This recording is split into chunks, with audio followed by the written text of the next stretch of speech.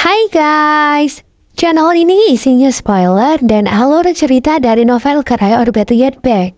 Buat kalian pecinta spoiler yang kepo sama novel ini dan gak sempat buat baca manualnya, kalian bisa nonton aja di sini. Jadi jangan lupa buat subscribe dan nyalain loncengnya. Oke, langsung aja.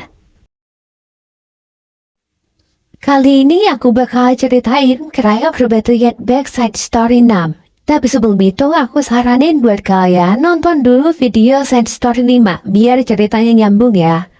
Di akhir cerita, Layla mulai ngeberaniin diri buat belajar berenang. Dia dibantu Matthias buat terjun ke dalam sungai. Nah, di awal Side Story 6 ini pelajaran berenang Layla udah berlangsung. Tapi dari yang Matthias lihat, yang Layla lakuin sama sekali nggak bisa disebut berenang.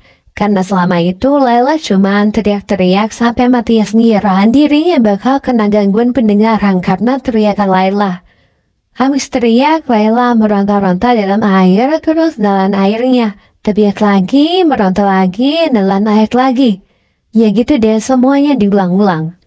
Mungkin itu karena Layla takut air ya, makanya dia kayak kelabakan gitu.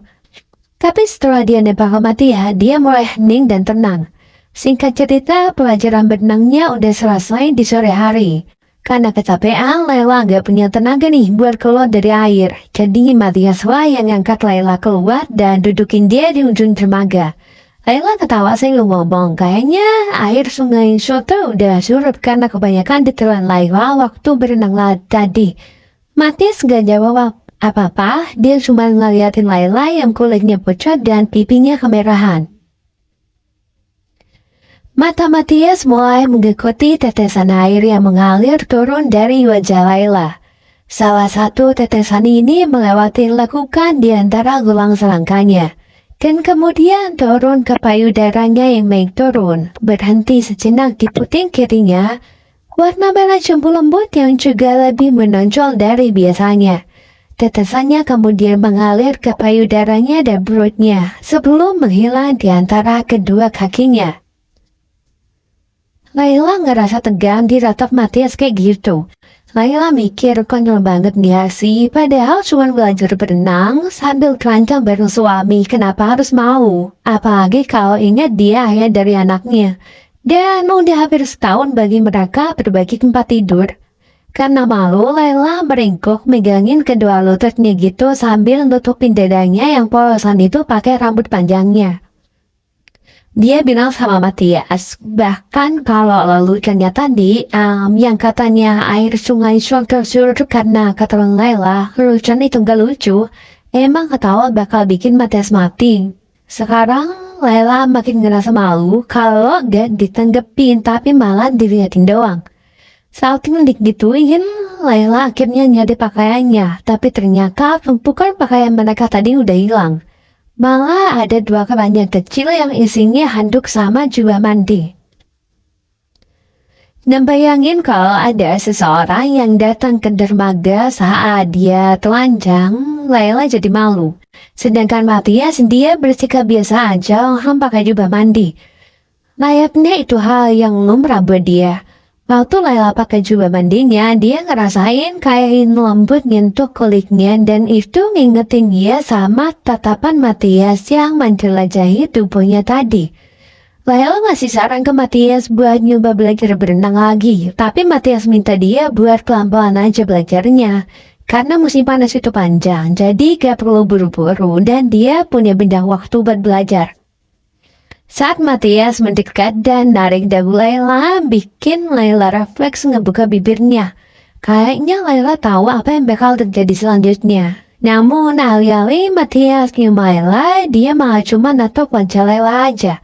Layla yang ngeliat itu jadi mikir, kok sekarang Matthias kayak ragu-ragu gitu. Biasanya kan langsung tancap gas aja. Setelah ngelus bibir Layla tadi, Matthias langsung ngapasin tangannya.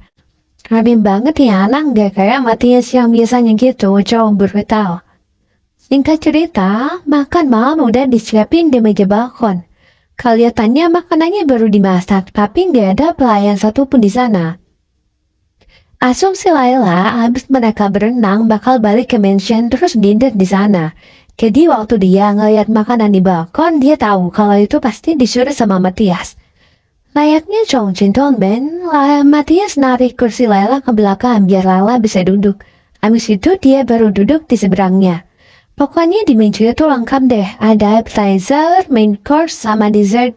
Jadi gak perlu manggil pelayan lagi kalau butuh sesuatu. Karena udah lapar banget, Layla langsung makan aja. Tapi bukannya makan, Matias malah ngeliatin Layla yang lagi makan. Katanya sangat menyenangkan melihat istrinya makan.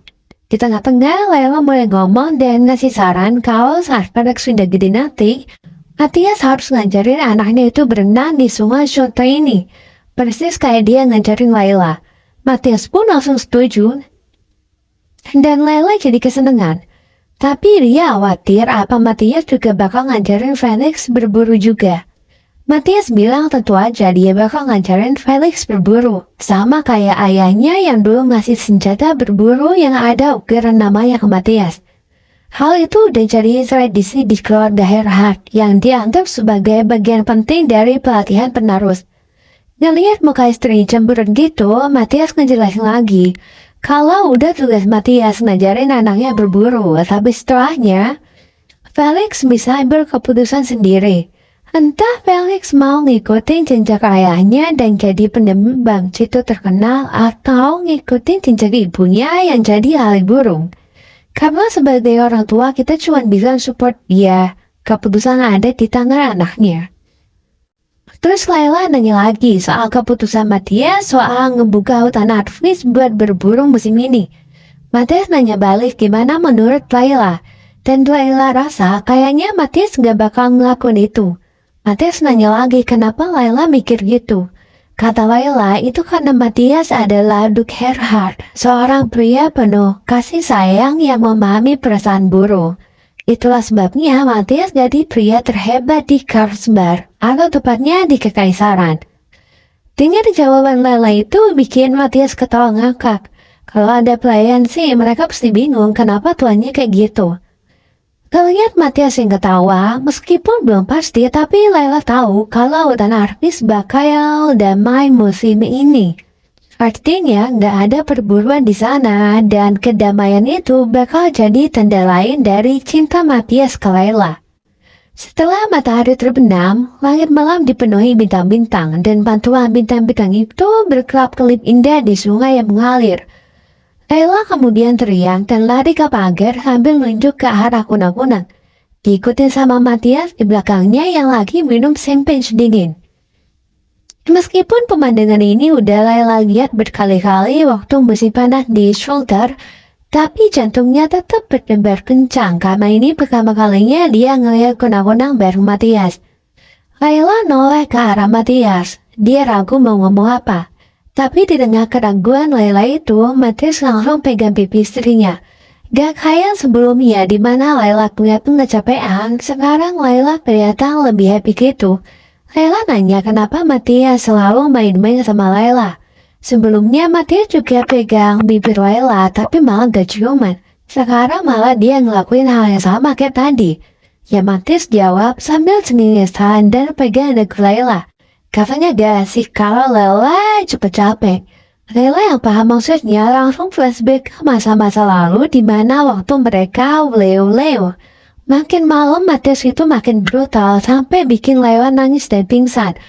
Inikah ini maksud sama mencintaimu secara ugal-ugalan? Komen di bawah ya.